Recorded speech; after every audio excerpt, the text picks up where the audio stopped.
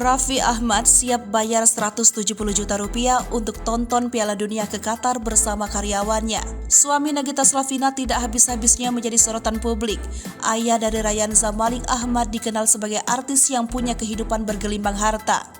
Karir Raffi di dunia hiburan dan bisnis, usahanya yang ia bangun terbilang sukses. Namun, di balik kesuksesannya itu, Raffi Ahmad tetap terlihat rendah hati dengan rekan-rekannya dan karyawannya. Terlihat ketika Raffi Ahmad berencana untuk mengajak dua karyawannya pergi ke Qatar untuk menonton Piala Dunia 2022. Tak mau ketinggalan melewatkan momen penting tersebut, Raffi juga berencana untuk membawa Rafathar Malik Ahmad, Ryan Zamalek Ahmad, dan Nagita Slavina. Seperti halnya momen besar, tiket yang dijual pun mempunyai nilai yang besar juga. Satu tiket yang dijual pada semi Piala Dunia berkisar di harga 170 juta rupiah. Namun ternyata harga tersebut tidak menjadi masalah untuk Raffi Ahmad. Namun sayangnya tidak semua karyawan Rise Entertainment diajak Raffi Ahmad untuk menonton Piala Dunia ke Qatar.